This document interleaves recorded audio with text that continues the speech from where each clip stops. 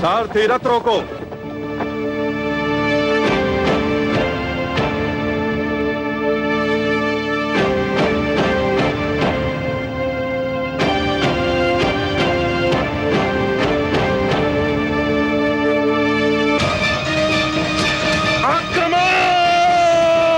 आक्रमण करो।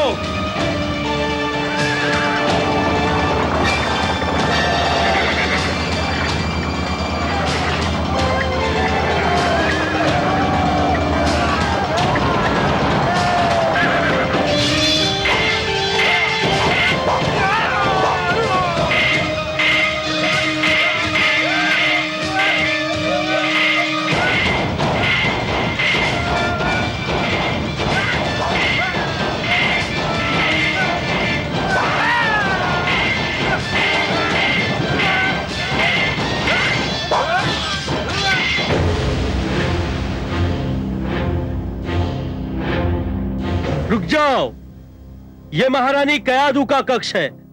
बिना आज्ञा यहां कोई भी प्रवेश नहीं कर सकता।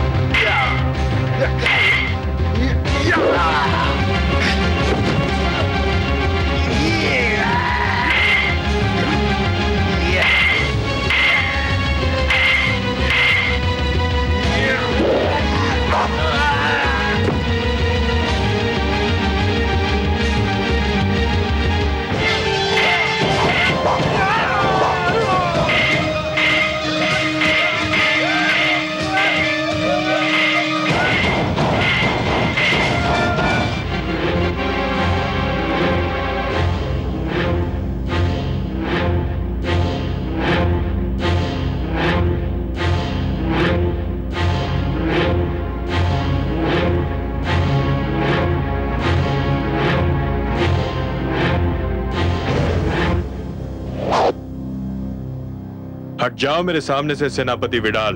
नहीं देवराज, मेरे जीवित रहते आप महारानी कयाधु के कक्ष में प्रवेश नहीं कर सकते। प्रवेश तो मैं करूंगा। अब यदि इसके लिए तुम्हारा जीवित न रहना आवश्यक है तो फिर ऐसा ही होगा, परंतु मेरा परामर्श मानो तो आत्महत्या मत करो। मुझे अंदर जाने दो।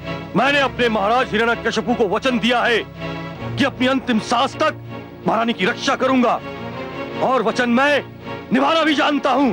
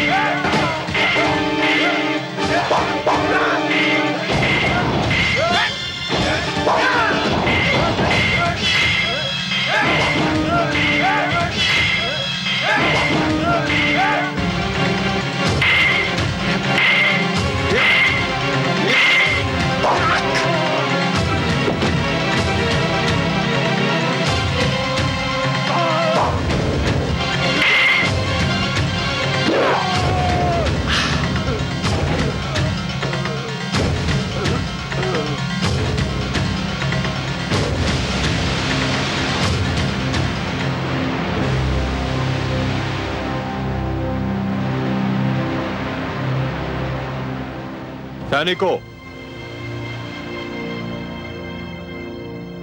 संपूर्ण असुरलोक को पूरी तरह तहस नहस कर दो, कुछ भी बचने न पाए। मैं महारानी कयाधु के कक्ष की ओर जा रहा हूं। ध्यान पूर्वक मेरे आदेश का विलंब पालन हो। जाओ।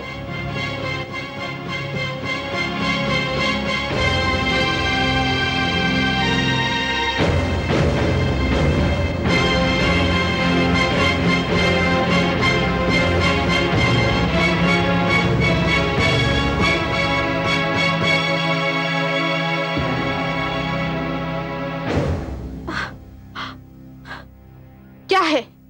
क्या चाहते हैं आप देवराज? देवी, मेरी विनती है कि आप मेरे संग चली चलें।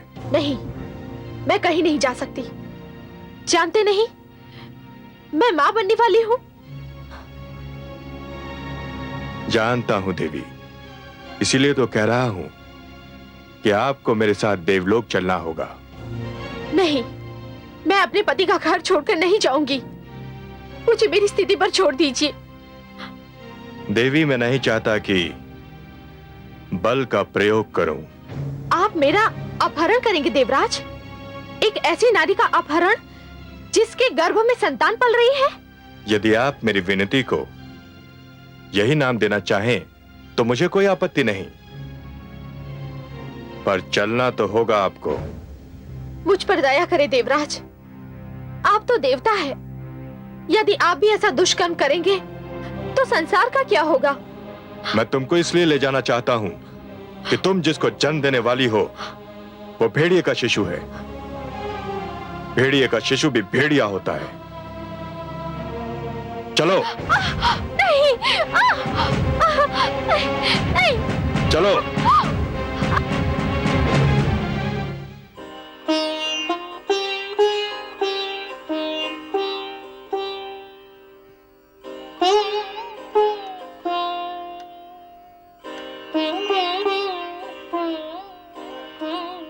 मैं आपका दुख समझ रहा हूं प्रिय।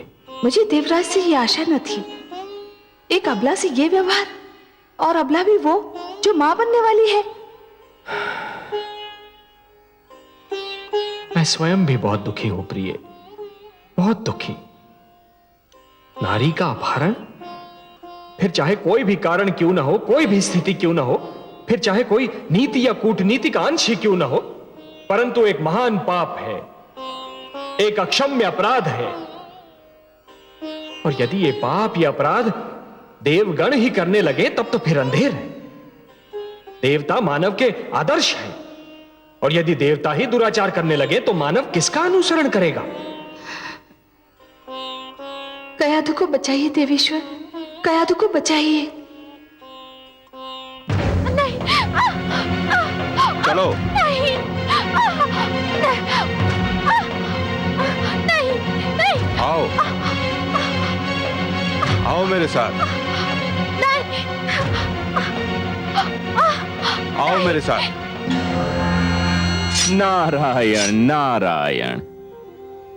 क्षमा करें देवराज, मैं कदाचित अनुचित समय पर आ गया। आप ये जो महान कार्य कर रहे हैं, इसमें संभवतः मैंने बाधा डाल दी। मुझे इसका खेद है। आप व्यंग कर रहे हैं देवर्षि।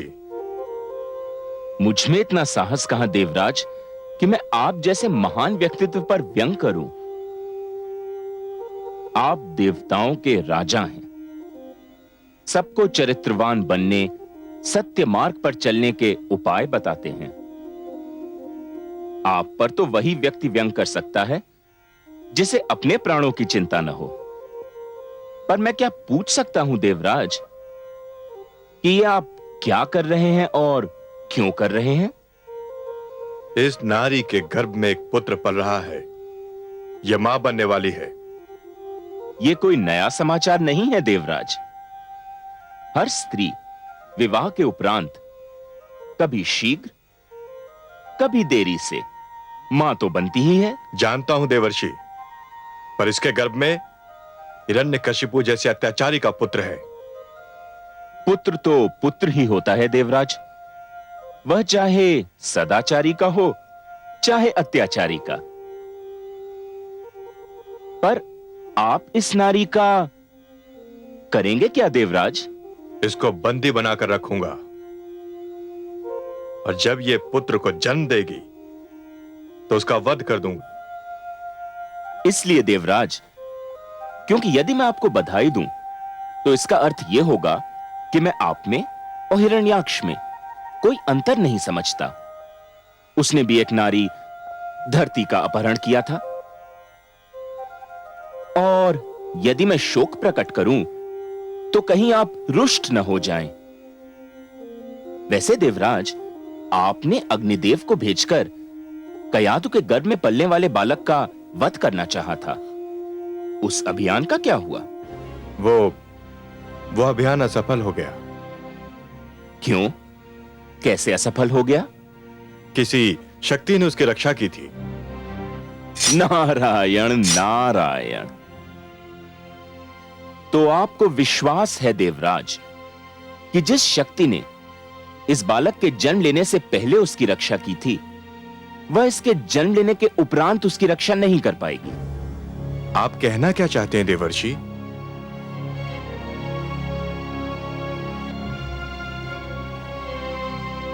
कुछ नहीं, इतना ही कि जिस शक्ति ने अब तक इस बालक की रक्षा की, उस शक्ति का अवश्य कोई उद्देश्य रहा होगा।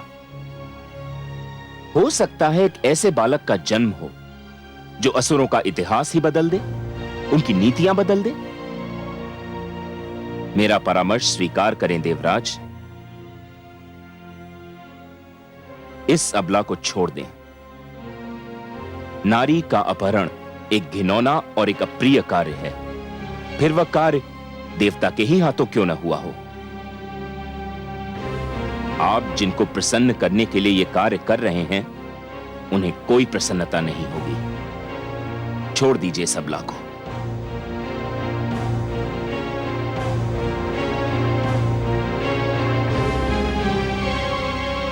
कदाचित आप ठीक कह रहे हैं देवर्षि।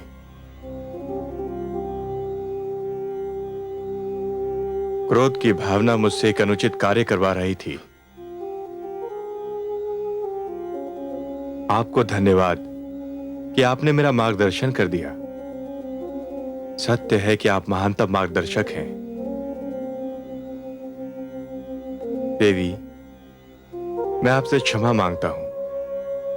जाइए, अब आप मुक्त हैं। पर मैं कहां जाऊं देवराज? आपने तो समस्त असुर लोक को तहस नहस कर दिया है। आप इसकी चिंता ना करें देवी, मेरी कुटिया किस दिन काम आएगी।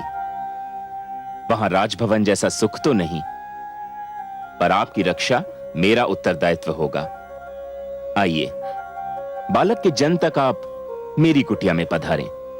आइए, चलिए।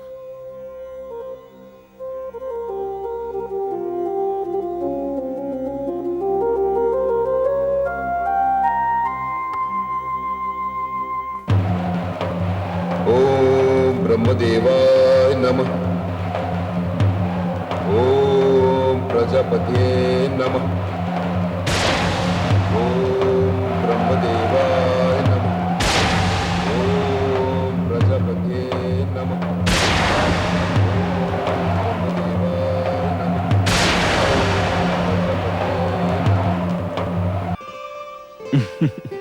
मैंने बालक ध्रुव को समझाने की बहुत चेष्टा करी, किंतु वह भी नारायण के दर्शन का हट करता रहा, और वह दर्शन करके ही माना। आप तो बड़ी मनमोहक बातें करते हैं देवर्षि। देवी, माता लक्ष्मी भी यही कहती हैं कि मैं बड़ा बातूनी हूं, किंतु आपसे अपनी सबसे मनमोहक बात तो मैंने अभी तक नहीं कही। सुनिएगा। अवश्य सुनूंगी। आपकी तो एक एक बात मेरे कानों से होकर मेरे मन में उतर जाती है। क्या है आपकी सबसे मनमोहक बात? देवी, अपनी बात जो मुझे सबसे मनमोहक, सबसे प्रिय और सबसे सुंदर लगती है, वो है बस ये 4 शब्द। ओम नमो भगवते वासुदेवाय। ओम नमो भगवते वासुदेवाय। ओम नमो भगवते वासुदेवाय। ओम नमो भगवते वासुदेवाय। ओम नमो भगवते वासुदेवाय। ओम नमो भगवते वासुदेवाय। विष्णु नाम ले गर्भ में कितनी ऊंची बात,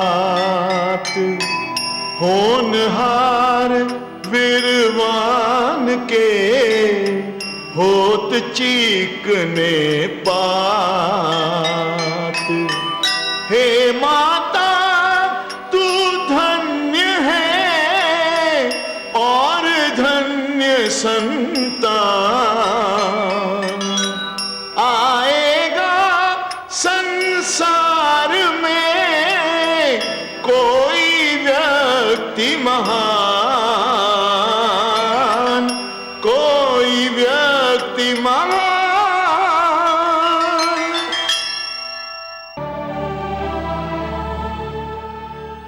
आपकी लीला बड़ी अनोखी है कमल नयन। क्यों महादेवी? जो हिरण्यकश्यपु सृष्टि से आपका नाम मिटा देने का दृढ़ संकल्प लिए है, उसी का पुत्र संसार में आने से पहले ही अपनी माता के गर्भ में आपके नाम की माला जप रहा है। पुत्र क्या कर रहा है और पिता क्या कर रहा है?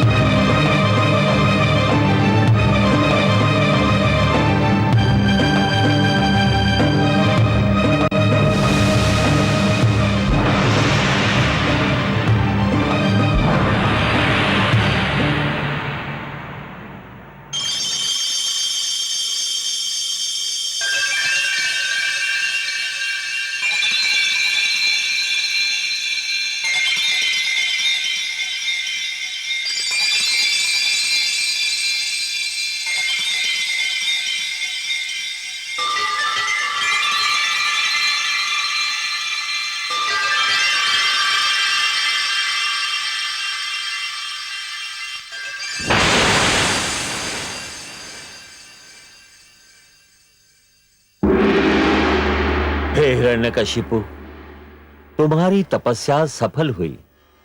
नेत्र खोलो।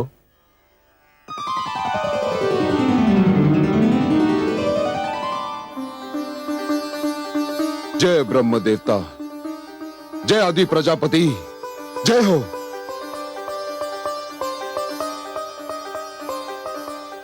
मांगो, वरदान मांगो। तुम्हारी तपस्या ने मुझे प्रसन्न कर दिया है। क्या चाहिए तुम्हें? हे विधाता, यदि आप मेरे कठोर तप से प्रसन्न हैं, तो मुझे ये वरदान दीजिए कि मैं मृत्यु पर विजय प्राप्त कर लूं। असंभव। हे हिरण्यकशिपु, तुम वो वरदान मांग रहे हो जिसे देना मेरे वश में नहीं। जीवन और मृत्यु सृष्टि के ऐसे नियम हैं जिन्हें कोई नहीं तोड़ सकता। यदि यह नियम टूट जाएगा तो सृष्टि का संतुलन बिगड़ जाएगा। यूं भी मृत्यु भोले शंकर महादेव का क्षेत्र है और मैं उस क्षेत्र में हस्तक्षेप भी नहीं कर सकता। मैं तुम्हें मृत्यु पर विजय पाने का वरदान देने में असमर्थ हूं। कुछ और मांगो। तो मृत्यु पर विजय प्राप्त करने के अतिरिक्त मैं जो भी मांगूंगा आप मुझे देंगे ब्रह्मदेव? मैं वचनबद्ध हूं। प्रजापति, फिर मैं ये वरदान मांगता हूं कि ना मैं घर के भीतर मरूं और ना घर के बाहर। तथास्तु।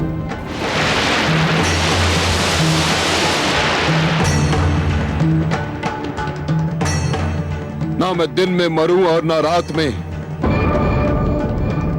तथास्तु।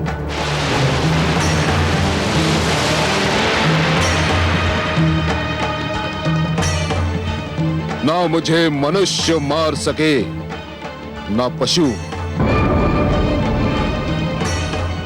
तथास्तु।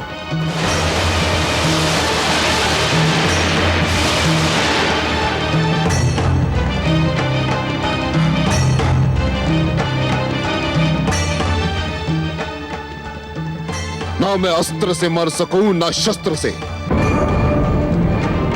तथास्तु।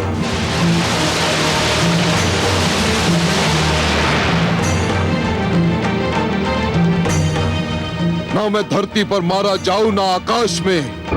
तथास्तु।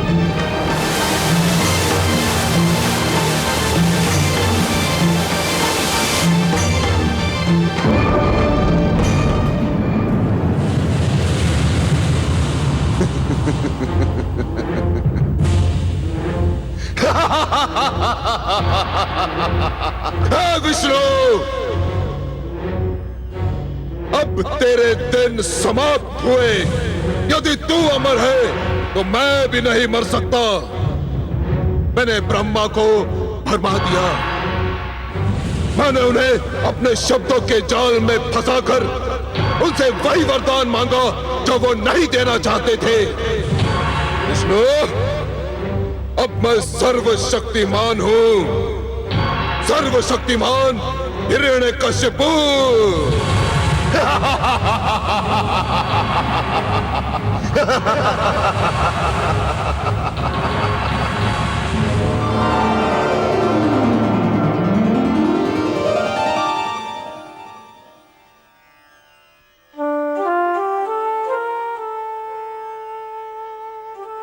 हे पद्मनाभ, आपने तो कहा था कि हिरण्यकशिपु ने आपसे शत्रुता पर कमर कसकर अपनी मृत्यु का बहाना ढूंढ लिया है।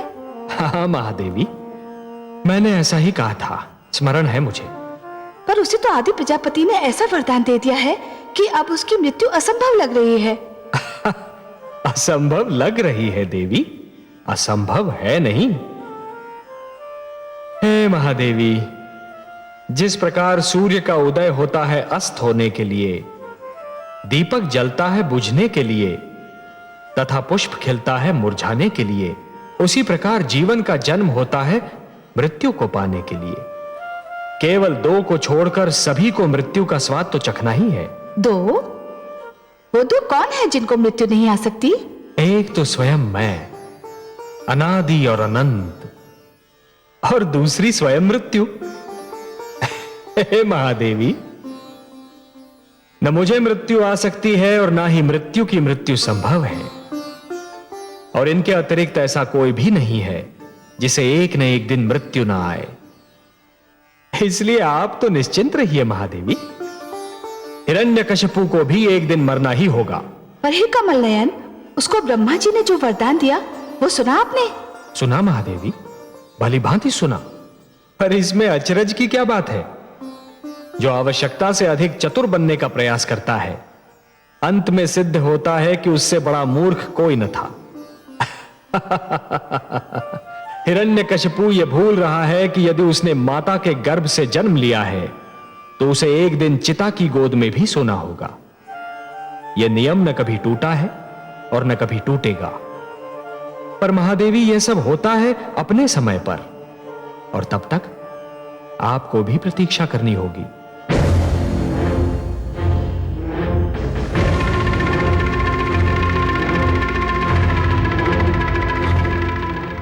महारानी कयादू, महारानी कहां है आप? महारानी कयादू कहां है आप? महारानी!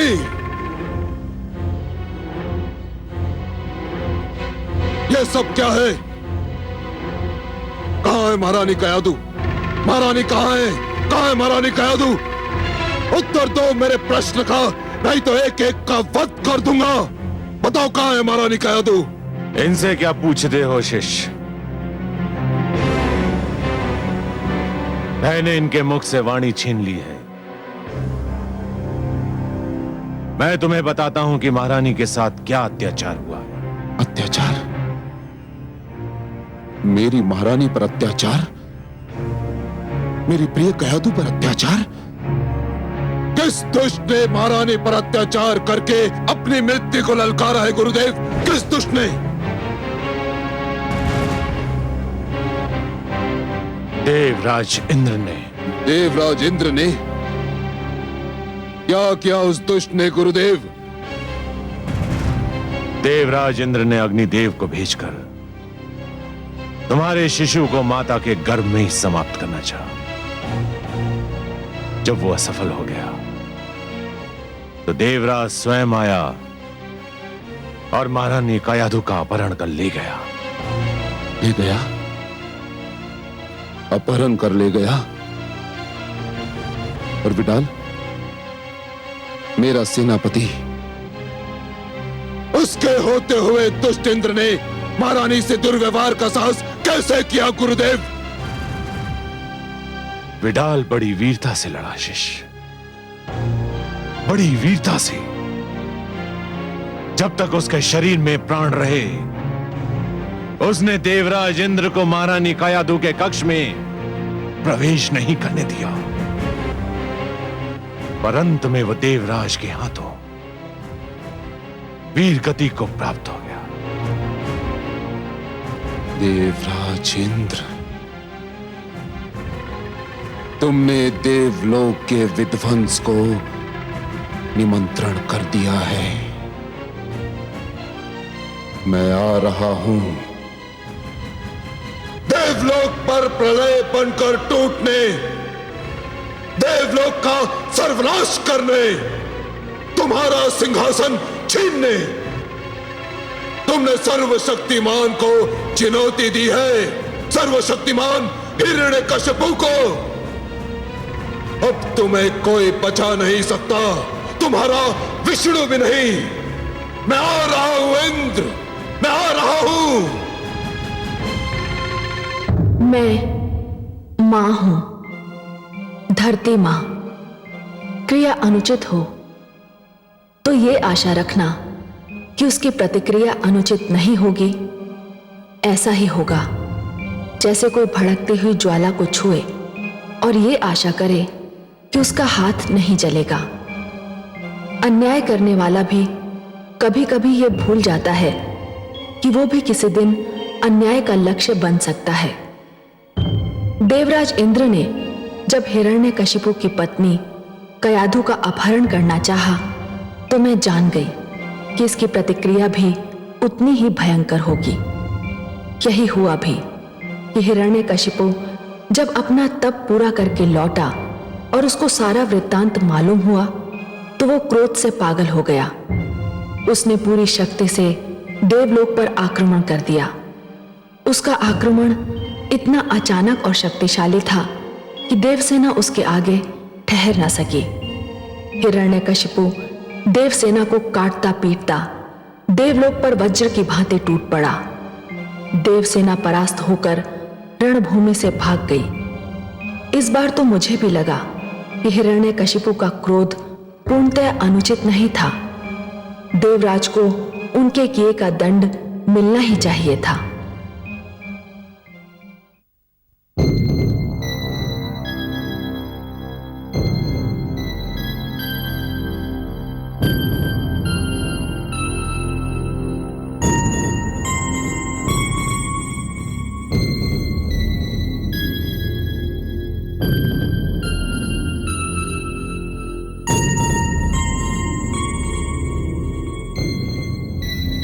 देवराज,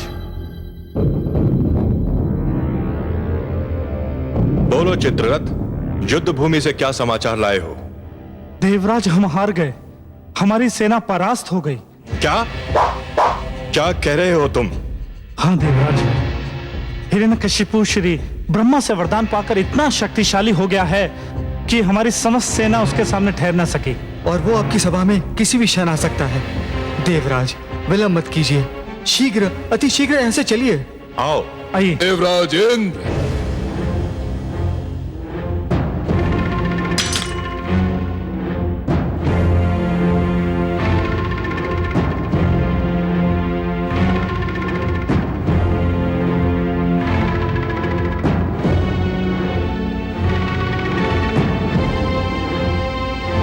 देवराज इंद्र, अपने अस्त्र फेंक दो और अपनी पराजय स्वीकार कर लो।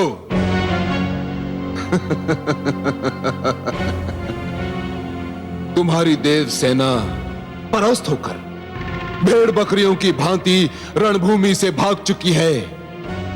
तुम्हारे योद्धा बंदी बनाए जा चुके हैं।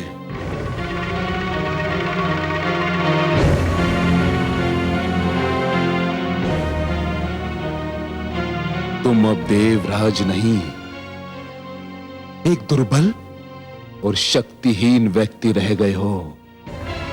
फेंक दो अपने शस्त्र।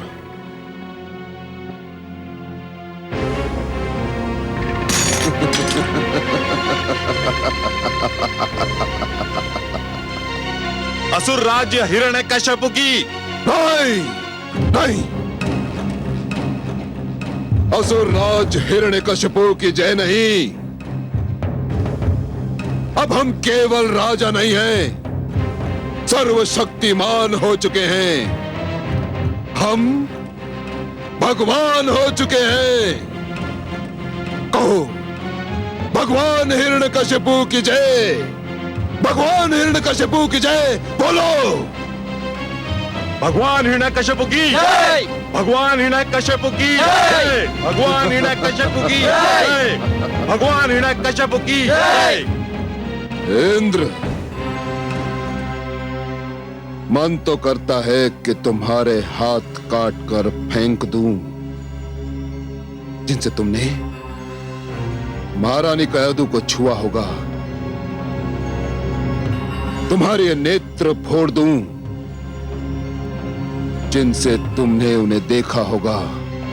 तुम्हारी जीभ काट कर फेंक दूं, जिनसे तुमने महारानी के लिए अब शब्दों का प्रयोग किया होगा। किंतु मेरा लक्ष्य तो तुम्हारे परम पूज्य भगवान विष्णु हैं।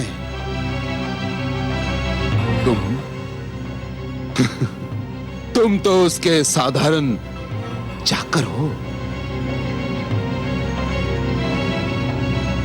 तुम देवता स्वयं को श्रेष्ठ समझते हो, सब भी कहते हो। मानव तुम्हें अपना आदर्श मानता है। तुम्हें भी घमंड है अपने आचरण पर। किंतु क्या यही है तुम्हारी श्रेष्ठता? यही है तुम्हारी सभ्यता? यही है तुम्हारा आचरण कि तुमने एक ऐसी नारी का अपहरण किया जो माता बनने वाली है? धिक्कार है तुम पर, धिक्कार। तुम्हें स्वयं पर लज्जा आनी चाहिए इंद्र, लज्जा। अब बताओ कि महारानी कयाधु कहां है? अन्यथा मैं इस देवलोक में आग लगा दूंगा, आग लगा दूंगा इंद्र। नारायण नारायण।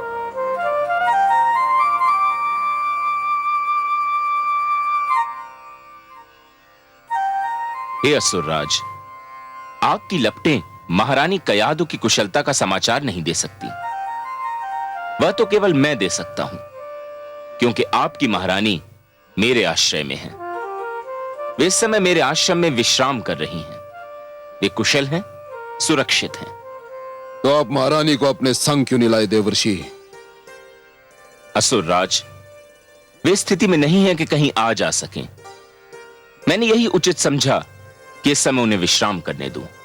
देवर्षि, मैं आपका आभारी हूं। महारानी की कुशलता का समाचार सुनाकर आपने मेरे क्रोध को शांत कर दिया है।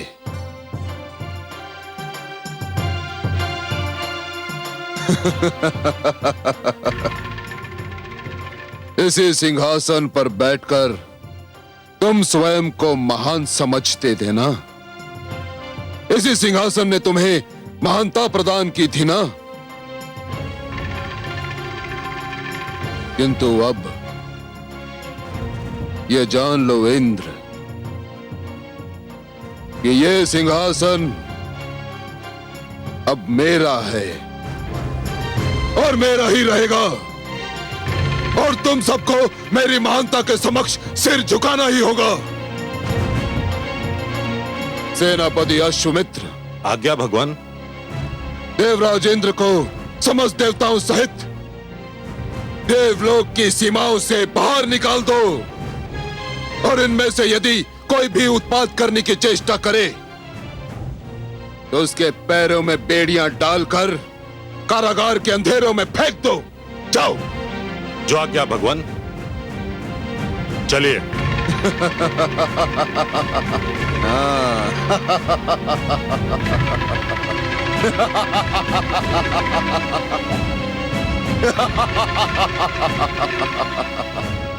नारायण नारायण।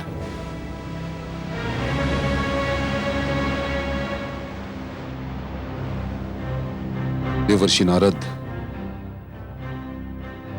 मुझे विष्णु के नाम से घृणा है, किंतु आपने महारानी की रक्षा करके मुझ पर ऋण का ऐसा बोझ रख दिया है कि मैं जीवन भर अपना सिर नहीं उठा सकता।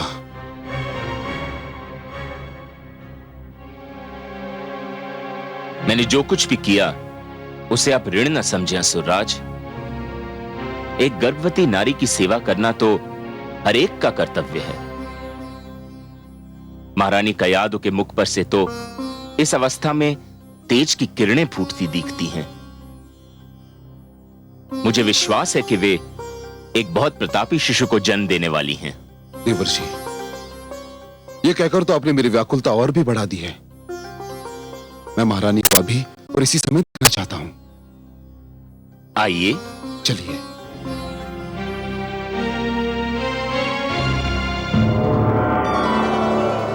देखा आपने कमल नयन, देखा आपने? दुष्ट हिरण्यकशिपु इंद्रासन पर विराजमान हो गया है। तो क्या हुआ महादेवी? अब सब उसे महान नहीं समझेंगे। इंद्रासन पर विराजमान होने वाला महान नहीं कहलाता। नहीं महादेवी, नहीं। और जो ऐसा समझेगा वो भूल करेगा। कोई व्यक्ति केवल इसलिए महान नहीं हो जाता कि उसे एक महान पद मिल गया हो, एक महान सिंहासन मिल गया हो। सिंहासन किसी को महान नहीं बनाते देवी, महान तो बनाते हैं महान कर्म। जिस प्रकार केवल पुष्प की डाली पर होने से ही कांटों में सुगंध नहीं आती, उसी प्रकार केवल किसी आसन पर बैठने से व्यक्ति महान नहीं हो जाता।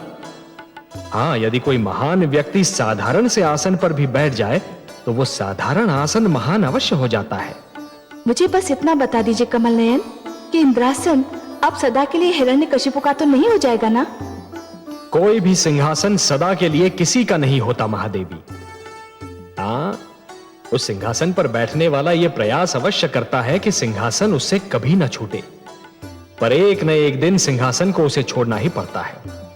अब देवराज को ही देख लीजिए, क्या उन्होंने कभी सोचा था कि इंद्रासन उन्हें छोड़ना पड़ेगा? परंतु आज उन्हें विवश होकर, अपमानित होकर इंद्रासन को छोड़ना ही पड़ा। हिरण्यकशिपु भी सदा के लिए इस सिंहासन पर कदापि नहीं रह पाएगा। पर हे कमल नयन, आज तो वो विजयी है, उसने देवताओं को भी परास्त कर दिया है। विजय और पराजय का यह क्रम तो चलता रहता है देवी, और चलता भी रहेगा। परंतु देवराज को पराजय का मुख इसलिए देखना पड़ रहा है कि उन्होंने एक नारी का अपहरण किया था, उसके गर्भ में पल रहे शिशु को मारने का प्रयत्न किया था। और ये सारे अपराध ऐसे अक्षम्य अपराध हैं महादेवी कि जिनके लिए सिंहासन छूटना और पराजय का मुख देखना तो साधारण सा दंड है। आपसे मैं सहमत हूं कमल नयन, आपके सुंदर मुख से निकलने वाले एक एक शब्द से मैं अक्षरशः सहमत हूं। देवराज को दंड मिलना ही चाहिए था। हाँ महादेवी, यही नियम है। जो जितना बड़ा अपराध करता है उतना ही बड़ा दंड पाता है। इसलिए बुद्धिमान व्यक्ति तो केवल वही है जो कोई भी कार्य करने से पहले एक बार नहीं 100 बार विचार कर ले कि उस कार्य का परिणाम क्या होगा। हे कमल नयन, मैं तो बस इतना ही जानती हूं कि आप जो कहते हैं वही सत्य है और आप जो करते हैं वही उचित होता है। सिंहासन पाकर हुआ मूर्ख को अभिमान, कुछ दिन का ये खेल है क्या समझे नादान। आज तुम्हारे पास तो कल है उसके पास। हर युग में देखा यही सत्ता का इतिहास, सत्ता का इतिहास।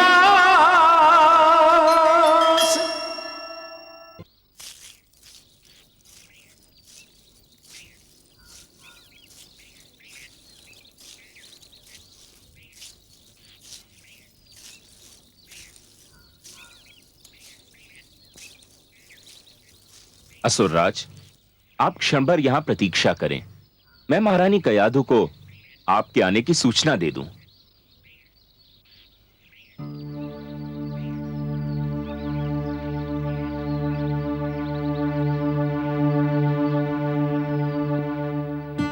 देवी कयाधु,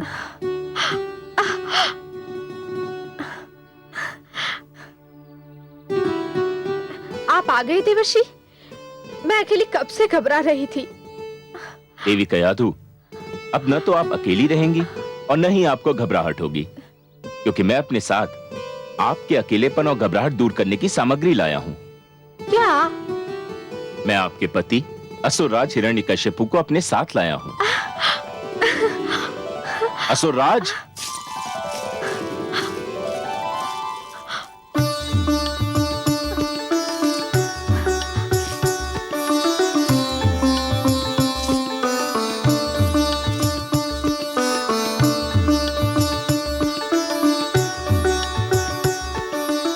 नारायण नारायण।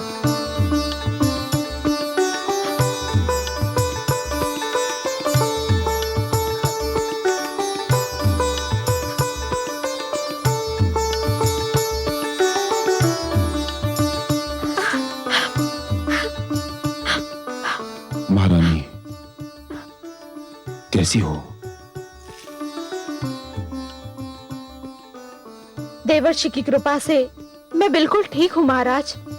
उन्होंने मुझे देवराज से छुड़ाकर यहाँ आश्रय दिया और मेरी ऐसी देखभाल की जो राजभवन में भी संभव नहीं थी। महारानी, देवराज इंद्र को अपने किए का फल मिल चुका है, किंतु देवर्षि नारद के उपकार को चुकाना मेरे लिए कभी संभव नहीं होगा। उन्होंने आपको और मेरी होने वाली संतान को बचाकर मुझे जीवन भर अपना आभारी बना लिया है, किंतु अब आपको चिंता नहीं करनी चाहिए। चलिए राजभवन चलते हैं, हमारी संतान वहीं जन्म लेगी। महारानी। नहीं महाराज। क्यों? इस कुटिया में मुझे वह आनंद और स्नेह मिला है जो मुझे राजभवन में भी नहीं मिल सकता। यहाँ मैंने एक ऐसी सुरक्षा का अनुभव किया है जो मैंने अपने जीवन में कभी नहीं पाई। हे महाराज, मेरी इच्छा है कि मेरी संतान का जन्म यही हो।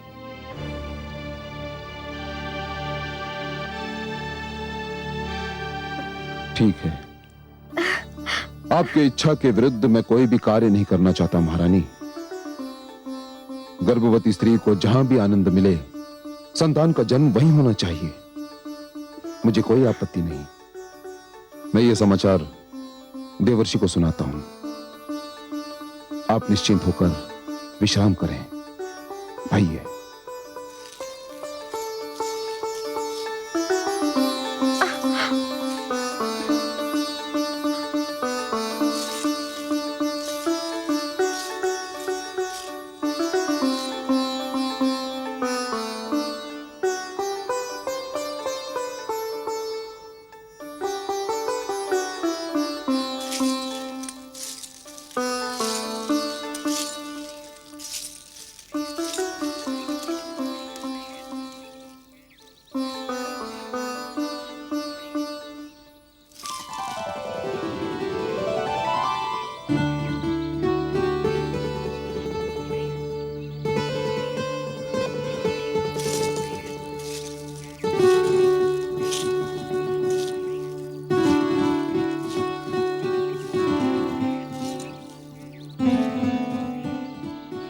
मुझे विष्णु और उसके भक्तों से अपार घृणा है। मैं ये भी जानता हूं कि आप इस सृष्टि में विष्णु के महानतम भक्त हैं, और मैं चाहते हुए भी आपसे घृणा नहीं कर पाता। आपने महारानी की रक्षा करके। बस बस असुरराज, और कुछ कहने की आवश्यकता नहीं है। आप इस बात को इतनी बार कह चुके हैं कि मुझे तो कंठस्थ हो गई है। देवर्षि, महारानी कयादु ने पुत्र के जन्म तक आपके आश्रम में रहने की इच्छा व्यक्त की है, और मैं उनकी इच्छा के विरुद्ध उन्हें यहां से ले जाना नहीं चाहता। नारायण नारायण, बड़ा शुभ विचार है। यदि महारानी कयादु को मेरी कुटिया में सुख मिलता है तो ये तो मेरे लिए सौभाग्य की बात है। असुरराज, आप चिंता न करें, मैं उनकी यथा योग्य सेवा करूंगा। मेरी कुटिया में बीतने वाला हर दिन आपकी आने वाली संतान का हर संकट दूर करेगा। तो फिर मुझे जाने की अनुमति दीजिए देवर्षि।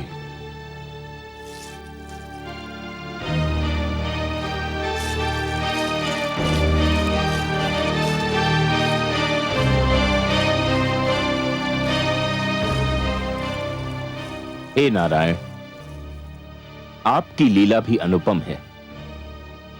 आपसे घृणा करने वाले को पता ही नहीं कि उसके अपने घर में आपका सबसे महान प्रेमी जन्म लेने वाला है। नारायण नारायण। भगवान हिरण्यकशिपु की जय। भगवान हिरण्यकशिपु की जय। भगवान हिरण्यकशिपु की जय। भगवान हिरण्यकशिपु की जय। भगवान हिरण्यकशिपु की जय। भगवान हिरण्यकशिपु की जय। भगवान हिरण्यकशिपु की जय। भगवान हिरण्यकशिपु की जय।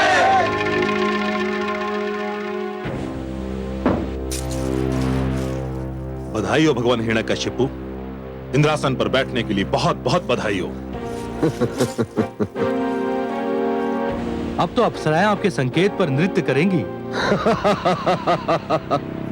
समस्त देवगण नतमस्तक होकर आपको नमस्कार करेंगे।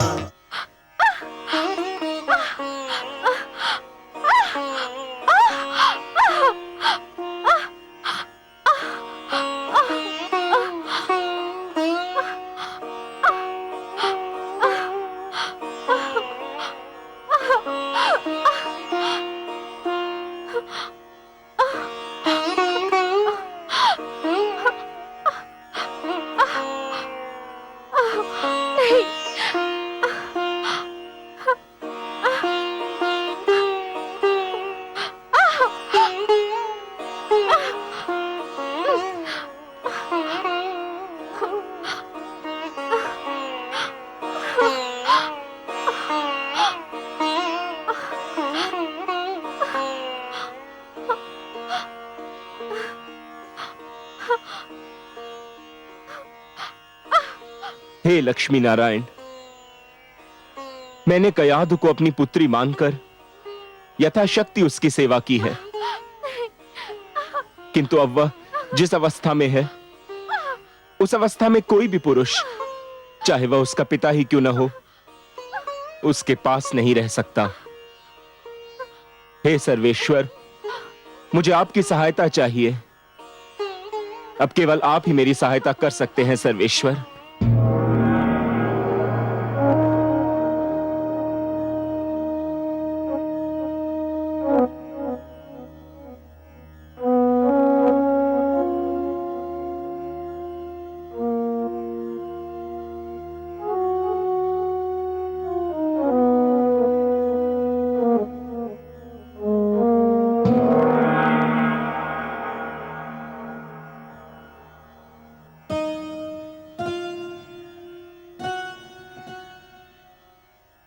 हे योग माया, आप देवर्षि के आश्रम में जाइए। महारानी कयादु प्रसव पीड़ा की अवस्था में आ गई हैं। उनकी देखभाल का कार्यभार मैं आपको सौंपता हूं। जो आज्ञा त्रिलोकीनाथ।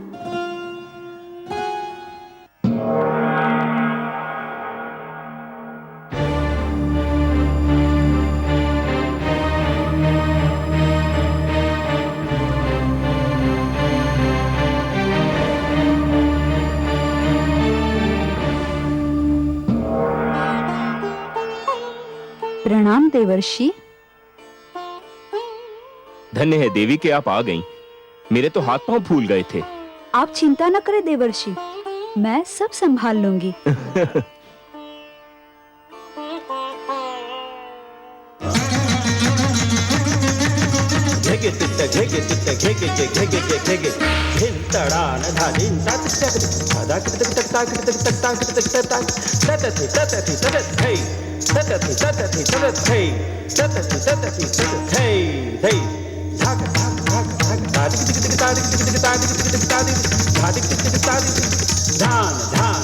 पाप का घट जिस दिन भी फूटे होगा इसका नाश।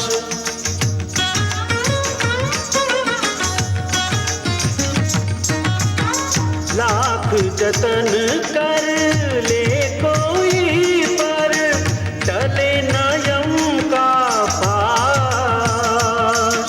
सानिध मपग गमनि पगमर निसा।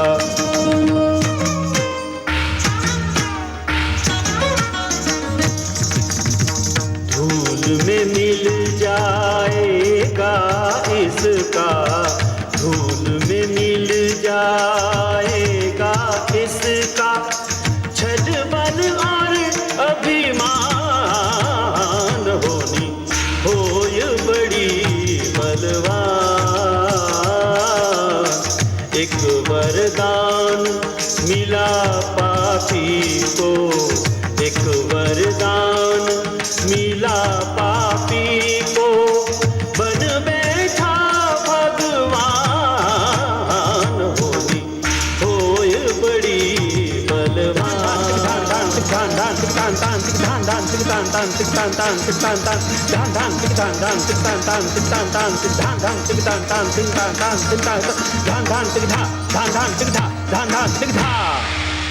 प्रणाम भगवान। भगवान हिरण्यकशिपु की जय हो। तुमको हमारे आनंद में विघ्न डालने का साहस कैसे हुआ? कौन है ये मानव और कौन है ये स्त्री? भगवान, ये अपराधी हैं। तो इन दुष्टों का अपराध सुनाया जाए। भगवान, हमने चारों ओर आपका यह आदेश पहुंचा दिया था कि अब कोई विष्णु का नाम नहीं लेगा। तो क्या इन्होंने विष्णु का नाम लिया? नहीं भगवान, इन्होंने तो उससे भी बड़ा पाप किया है। इन दोनों ने तो अपने इस नवजात पुत्र का नाम ही विष्णु रख दिया है। अपराध, जघन्य अपराध। कड़ा दंड मिलेगा इन्हें इस अपराध का, कड़ा दंड। दोस्ते क्या हैं भगवान? 2 टुकड़े कर दीजिए इस शिशु के। जन्म लेते ही विष्णु का नाम पाने का इससे कम दंड क्या हो सकता है? विष्णु पुत्र समाप्ति का इससे बढ़कर शुभारंभ और क्या हो सकता है? नहीं। तुम्हारा सुझाव हमें सुंदर लगा स्वर भानु। इसे ऐसा आतंक फैलेगा जिसे विष्णु के नाम लेवा सदा के लिए समाप्त हो जाएंगे। 2 टुकड़े कर दो इस शिशु के शरीर के, 2 टुकड़े कर दो। नहीं, असुर राज आप मेरे टुकड़े कर दीजिए, लेकिन मेरे बच्चे को कुछ मत कीजिए। मेरे बच्चे को कुछ मत कीजिए।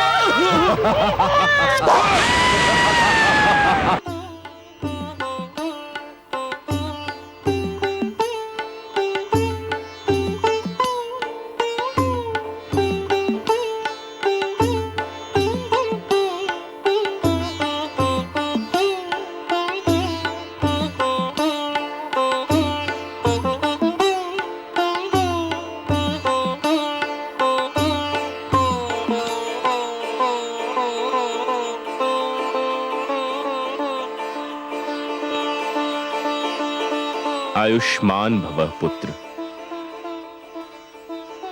अपनी माता के गर्भ में मुझसे जो कुछ भी सुना था, सीखा था, वह स्मरण है कि भूल गए? ओम नमो भगवते वासुदेवाय। ओम नमो भगवते वासुदेवाय। बस बस पुत्र, मैं संतुष्ट हो गया। तुमने तो मेरा पूरा पाठ कंठस्थ कर लिया है। ध्यान रखना पुत्र, मैंने तुम्हें ईश्वर पर आस्था और विश्वास का मार्ग दिखाया है। यह विश्वास सृष्टि की महानतम शक्ति है। जो ईश्वर पर अडिग विश्वास रखता है वह पर्वत से टकराए तो पर्वत झुक जाए, समुद्र से मिले तो समुद्र शांत हो जाए।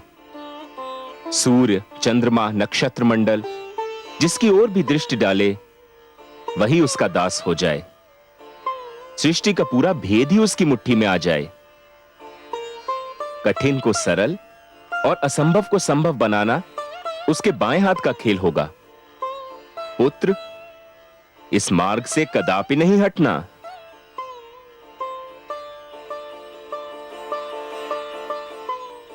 लीजिए देवी, इसे इसकी माता के पास पहुंचा दीजिए।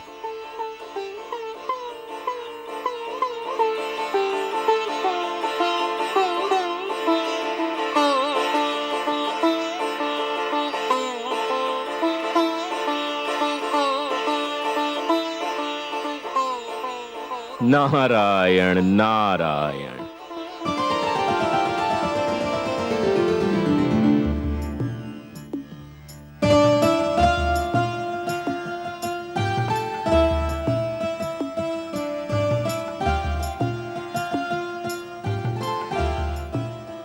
देवर्षि, मेरा कार्य पूरा हो गया। मुझे विष्णुलोक लौटने की अनुमति दीजिए। मैं आपका बहुत आभारी हूं देवी कि आप आ गईं। आपने ऐसे समय पर मेरी सहायता की जब मेरी बुद्धि भी काम नहीं कर रही थी। आपको कोटि कोटि धन्यवाद।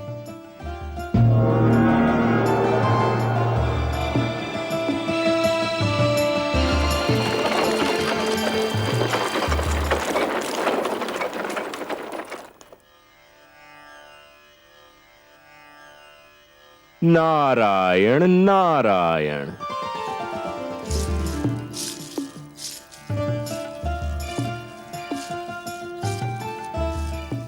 प्रणाम देवर्षि। जब से मैंने सुना है कि मेरे पुत्र का जन्म हुआ है, मैं उसे देखने के लिए व्याकुल हूं। कैसा है मेरा पुत्र? स्वयं चलकर देख लीजिए। आइए। चलिए देवर्षि।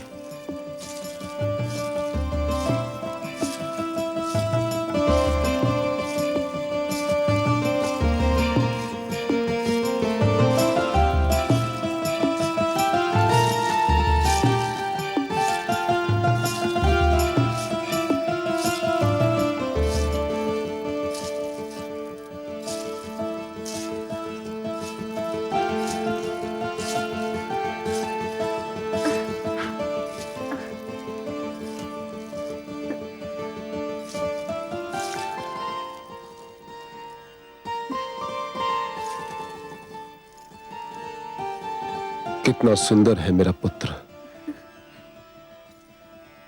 कितना प्रतिभावान लगता है। देवर्षि, इसके माथे से तो तेज की किरणें फूट रही हैं।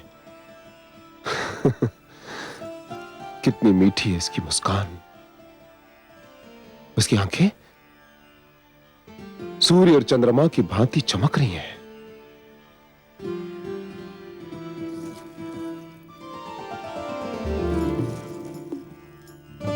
धन्यवाद महारानी। असुर वंश को इतना तेजस्वी पुत्र देने के लिए आपको कोटि कोटि धन्यवाद।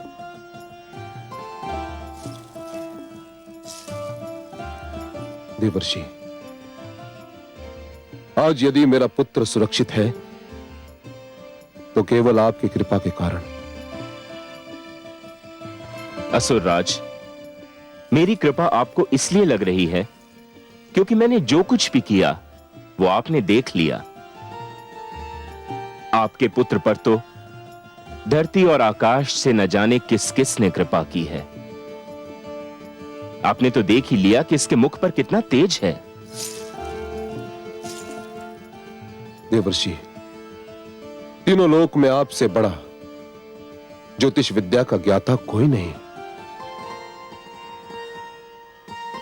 मेरी विनती है कि मेरे पुत्र का नामकरण आप ही करें। नारायण नारायण। असुरराज, आप पुत्र पाकर प्रसन्न हुए ना? प्रसन्न, अति प्रसन्न, हर्षित, अति हर्षित देवर्षि। तो जो अत्यंत प्रसन्नता देता है, असीम हर्ष प्रदान करता है, उसे प्रहलाद कहते हैं। असुराज, मैं आपके पुत्र का नाम प्रहलाद रखता हूं क्योंकि ये आपके जीवन में प्रसन्नता और आह्लाद लेकर आया है। प्रहलाद।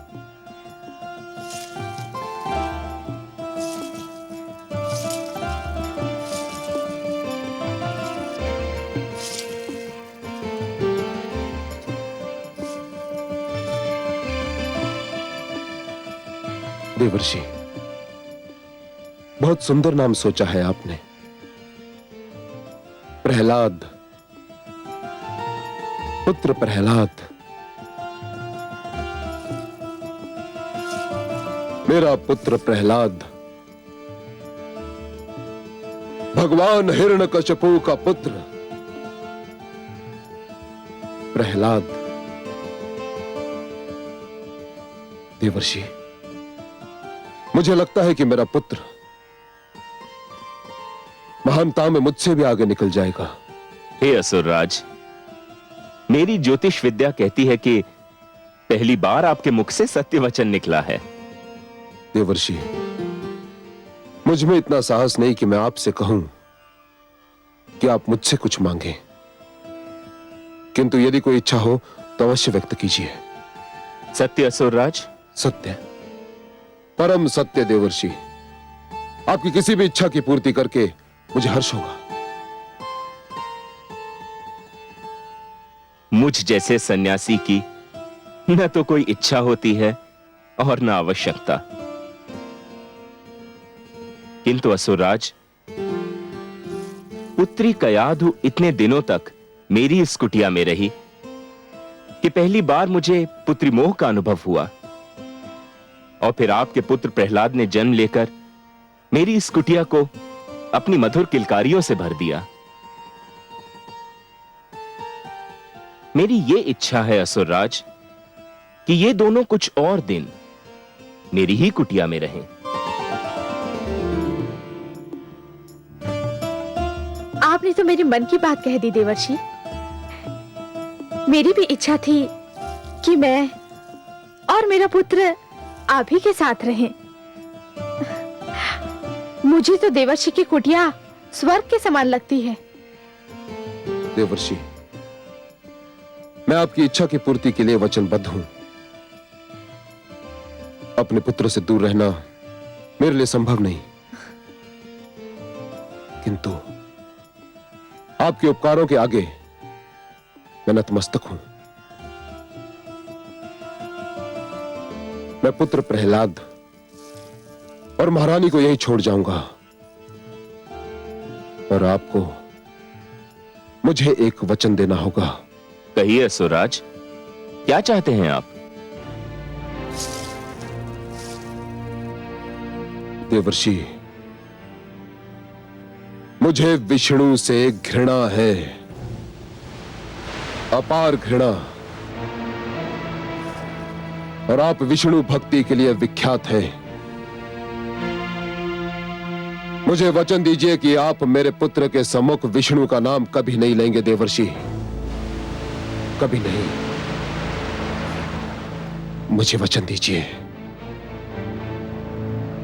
असुरराज, पुत्र कयाधु और दौहित्र प्रहलाद के लिए मैं कुछ भी त्याग कर सकता हूं। मैं आपको वचन देता हूं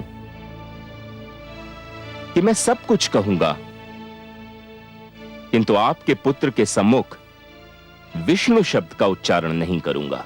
सुंदर, अति सुंदर देवर्षि।